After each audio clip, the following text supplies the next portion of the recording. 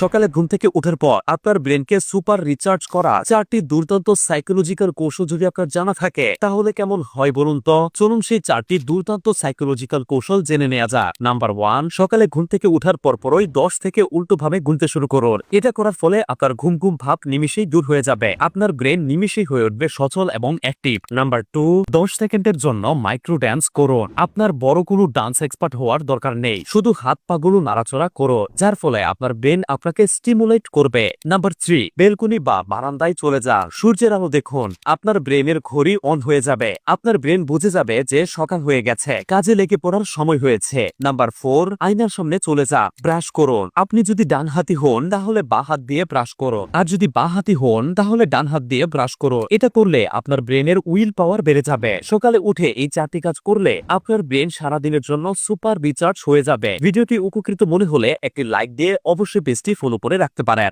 আপনাকে অসংখ্য ধন্যবাদ।